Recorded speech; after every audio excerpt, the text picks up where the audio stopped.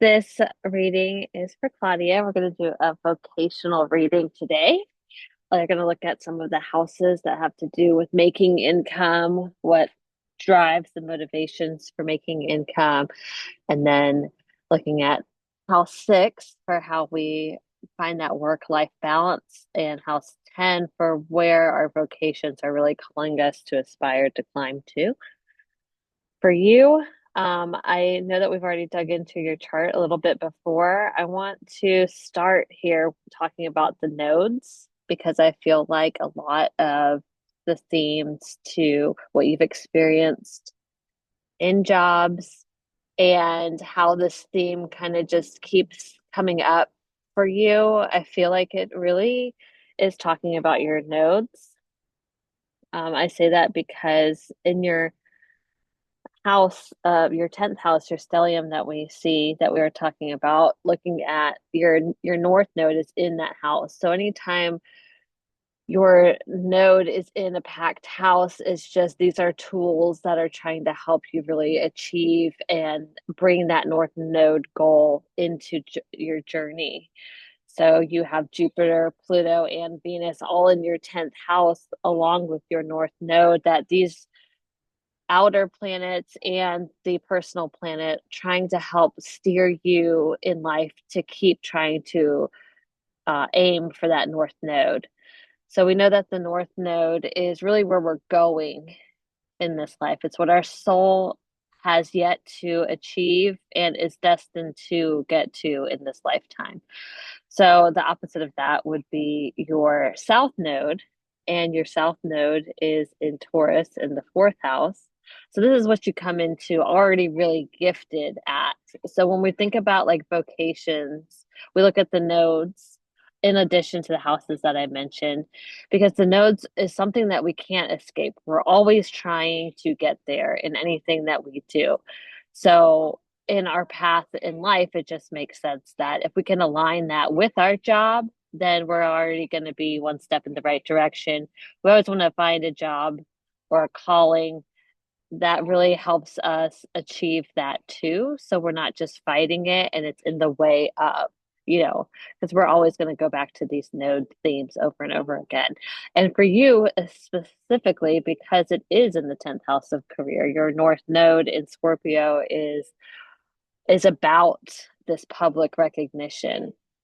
So your South Node in Taurus, we'll start there, is the skill set that you already have. You have this Midas touch already for this Taurus energy of being able to acquire assets and do the work yourself for things, really putting the work in on things and being this reliable, stable person. It's in your fourth house. So it seems that either family life or your private life is really where you always feel comfortable. It's kind of where you've already mastered this. So you've already been somebody who is really solid in their home life. Whoever you are behind the scenes in life, behind closed doors, away from the public eye, you are comfortable there. Taurus is peace. So you might feel peaceful in your home, and you might feel that you don't have a lot of motivation to leave that peaceful state because what you feel grounded there and secure. So anytime then that we're moving towards the north node, this pull for you to be of someone of more of a public standing might always be uncomfortable because your south node is where you come from and what you're so comfortable doing. So for you, anytime that you have to leave the house to do like something outside of your private life, so a public calling to work or leaving the home to go to your job or trying to relate to people who are not of your family, we can never escape our north node because the north node, the house that it's in, is always going to be this area of our life that is kind of drawing us into it because that's where we're really spiritually connecting with ourselves because it's what our spiritual self wanted to experience. So the value here is in eventually getting to where being in the public eye away from people of the home or family connections or people that you feel so comfortable with, you actually experience another side of yourself by doing this because your soul's never experienced that before. It's never gone out into the public eye and really just lived in that side of itself. It's always prefer maybe close friends or family, not really being around all types of different people or having the attention on you and what you can do on a big scale.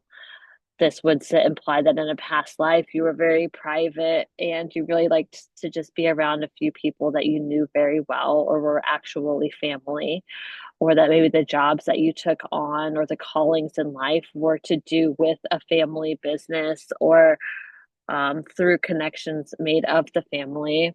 Or maybe you were a homemaker and that was what you really took pride in. In the sign of Taurus, it brought you peace. You felt good with it. You liked your little homestead. Maybe you really did have like a homesteading situation going on, and that was your world. So in this life, it would say that your North Node in Scorpio is saying, well, you already did that. So this life, you really want to move away from what the home can offer you and what people who are familiar to you are doing. You want to know people outside of your roots and outside of your own experiences so you can get a bigger perspective of the world yourself.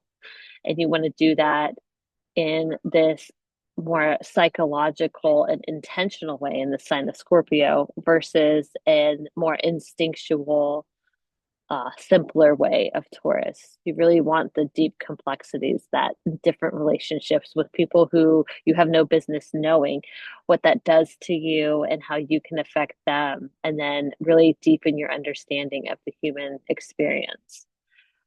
With the sign being in Scorpio, it always is going to talk about big transformations on an emotional or spiritual level as well. So, and could be about joining in with somebody else, where Taurus was a solo sign of really being able to do it yourself. The Scorpio North Node implies that you're not doing it alone this time. You really want there to be somebody who you're intimately connected to, not always in a relationship or romantic way, but that you're really invested in another person too. You're not just doing what you need to do, you're doing together with something else, or maybe even a cause bigger than yourself, that you really feel like you're one of another, and that it's not just about you, it's bigger than you, where two people together have more than just one person alone, or two minds are greater than one, that kind of mentality. You're really interested in getting close with someone else. Not only is your North Node in Scorpio, but your midheaven Scorpio too. So this is just saying where we look at the cusp of the 10th house. 10th house is vocation or career. Second house is money. Sixth house is work, but 10th house is career. This is where all this energy is. And with the midheaven being in Scorpio as well, now we're seeing that not only is it your soul's journey to experience this energy, but it's also your highest expression of yourself in this life, of your talents, the culmination of all your abilities. So this is just really powerful energy that it's so much more accessible to you than being buried, like sometimes other people's nodes are kind of like this like undercurrent, but yours is like this very powerful theme. So really your highest potential of yourself is going to be where you are deeply and intensely involved in what you're doing, that you're able to really get to the core of things and really uncover the truth about stuff. So this is in your highest aspirations, all of your potentials being actualized, and in what your soul actually wants to do this time. So when you're on the right track, you're going to be on the right track with both of these things. So things that involve career in these settings are things like crisis management situations, or careers where you're rebuilding something completely from the ground, some type of spiritual or therapeutic work that you can really transform other people, body and soul. Or you might find that you're really called to like the life and death cycles, which I know that we talked about before, and you had mentioned that you actually do stuff like that. I think that could be very meaningful and beneficial. But if you're feeling like it's not working because of the actual setting that it is, or something about it that's just not for you, then maybe that's not exactly it. Because see how there can be so many things, but the Scorpio energy is that you want to fully submerge yourself into it, and that you don't want to be separate of it. And whoever you're doing it with, that they're very meaningful to you too. And the Scorpio energy can be challenging because there's this tendency for um deeper feelings to come about. Like you might spark jealousy or envy or mistrust in people. And it's not that it's you, it's just sometimes the Scorpio energy can be a little bit more intense and dramatic. And the energy that you already give off with an Aquarius rising can be kind of that people are envious of that. They want to be so who they are, and it's so hard to be that way. Where an Aquarius rising person doesn't really know any other way. They're always who they are. You're forever going to be your own individual, and you're not willing to sacrifice that for approval. And people don't know how to live like that. They're always at the mercy of being liked. So it just sparks this energy in other people. That's not always the most pleasant emotions. But your goal is to really connect with people and feel like together you're doing something, or together you're bringing in more resources. So it doesn't have to be healing necessary. It could be that you are really good with money, and that when you work with somebody else or somebody else's money, that you make more for them and for yourself in turn. I don't know if you've ever looked into banking or like dealing with people's final resources, like making wills or estate management. The Scorpio energy can really say that you're really good with other people's money, and you're really good at using other people's money to make yourself have money too. So just very resourceful in the way that you're able to do things, that your attention is really profound, that you could figure anything out. And if it wanted to be in a way to make yourself more materially sound, you could. But on that note, I want to move to your second house, because the second house is when we're actually talking about money. And your second house is Pisces on the cusp here. So when that is at play, you would think that money is not your top motivating factor. A Pisces second house is usually that money isn't always something that is really ambitiously sought after in life. That you kind of want to experience that, the experience that you did something good for somebody or for humanity at large, or that you really expressed yourself creatively, or you shared your art with the world, or your spirituality, that people were feeling better because you were here. That's more the energy of this Pisces second house. So I can't see you taking that Scorpio North Node, Scorpio MC, and really being like, you know, the Wolf of Wall Street. Because the Pisces second house isn't really motivated by material things. It's always looking for spiritual growth. So I just think that water and water is really talking to your spiritual growth in this life. And then Saturn's also in your second house. So Saturn is always the one that's going to make us wait for things. But when we get it, we truly feel connected to it and that we really deserved it. So I feel like you're still young, 1995. I mean, you're an adult, but I feel like with all this 10th house energy and Saturn, I just feel like money and career achievement really comes later in life after lots of experience in things that were not the right fit. Saturn always makes us wait for things, and it's through our experiences and hardships that we actually do eventually get to where we want to go. So you have a lot of energy in the wait and make sure you're doing what you need to do on yourself, and then you will get what you want. You also have your part of fortune in the second house, and that's just where you could be lucky or benefit from doing something in this setting. So, in the second house, where we talk about acquiring material things, you have luck there. So, it's weird to have Saturn and the part of fortune in the same house because you would think, how is that true? One restricts and one gives us things.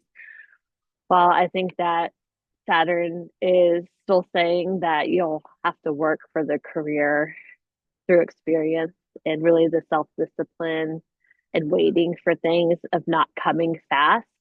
But I think the key with the part of fortune there is saying that when you actually look at your Pisces quality, that you can be benefited through that.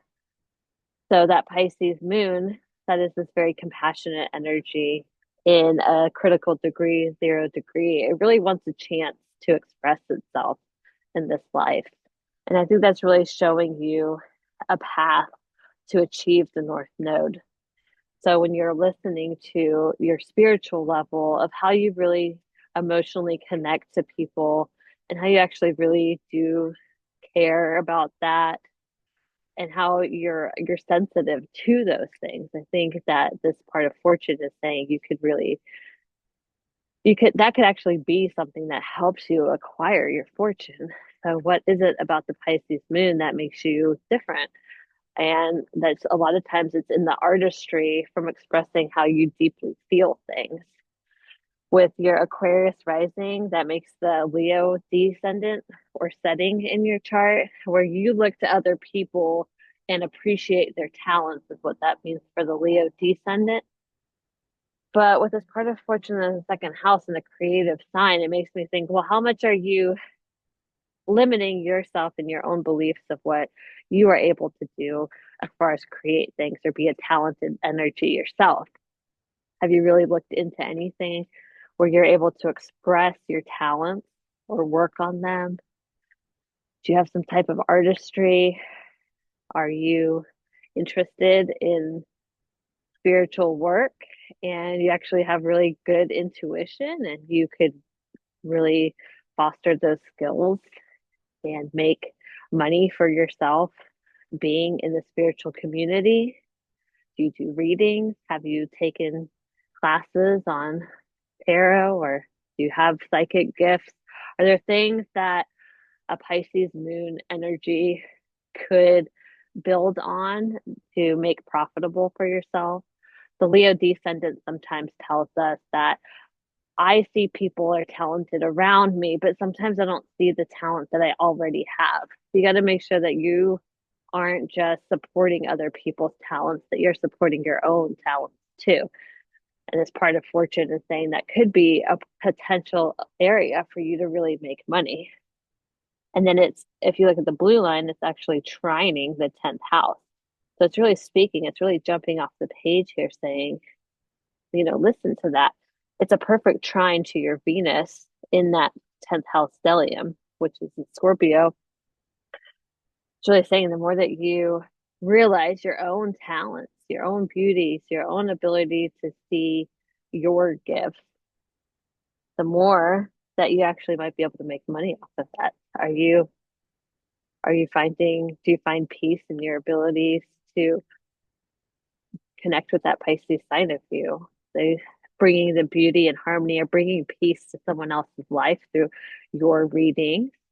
I'm using readings as an example, but it could be your artwork, it could be your music, your poetry. If you make people feel at ease and more in harmony with the universe, that's the Venus energy. And the Pisces would be the actual skill that you possess to do that. You might make money off of it. And you're also leading yourself towards this path of being publicly recognized for it. So I think your second house is really saying that it's the work that you do, it's the talent that you possess that's going to lead you to be publicly recognized for it. It's not really about just falling into the right job. It's about finding your true talent and moving that way. If we move to the sixth house, there's nothing in it. So I would say that you have more free will in this department.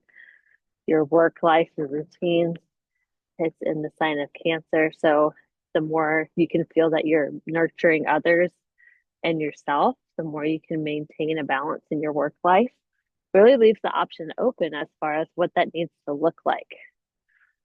So it's saying that, you have a lot of potentials here to do many different things every day. You could hold a job for a while. You could do many different types of jobs, but it's saying that you need to be emotionally connected because Cancer needs to feel good about being somewhere or else it doesn't want to go. It doesn't like to leave its home.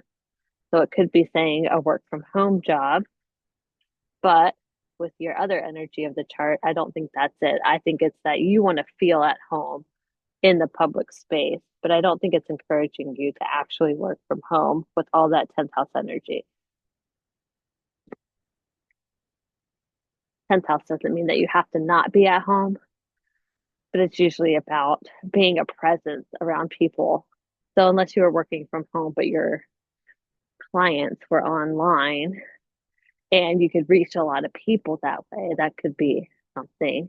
Otherwise, I see it that you're really intermingling with people that are outside of the home. So I could see if you do get into more of your maybe psychic or spiritual abilities and you bring people a sense that they're at home around you, that you can really read into their feelings and their energy and make them feel comfortable. I think that's speaking more to that than actually taking a job from the house. But it's free for you to interpret. And it looks like a lot of things could work. Free will in a house means to me that you can do a lot of things really well and you're not super trying to learn or embody an energy there. So it gives you more freedom to do what you want. So this wasn't really part of it, but we can't ignore that 12th house Capricorn stellium either. And I think that is just a real indicator to me that whatever it is that you're doing in this life, you need to do it to the fullest, highest ability in yourself. 12th house is also not concerned about money. It's really worried, or not worried, but it's really concerned about spiritual growth and seeing like actual value in people's characters, not about what they own or how many degrees they have, but how much are they really trying to make things better? How much are they really trying to heal? Those are the kind of people that you want to be around, and that's the kind of person you want to be at the end of the day with your son in there. So it's just going to show too that any job that feels superficial or drama out of nothing, or we're really not doing anything to help people that are less fortunate than us, is never going to hold your attention. You're always going to be looking for being better and more effective in that area. So you might very much end up working for yourself because who knows better your fullest potential than you. You have a lot of entrepreneurial energy, and Scorpio in the 10th house stellium is not afraid to work hard. Pluto and Jupiter are part of that stellium. Really, it's expanding that house so much that whatever you're going for, it's really going to consume so much of your time that it needs to be something that you really connect with. And Jupiter in Sagittarius is a very happy placement. So it's saying that luck follows you in that when you're willing to take chances in that department. I think that's a good stopping place for this first video. And then I'll do another part looking more closely at the Chiron question since I feel like that's a separate piece. And I also pulled up the vertex for opportunities. I don't know that we've talked about that before, but I think that's an interesting energy change for you.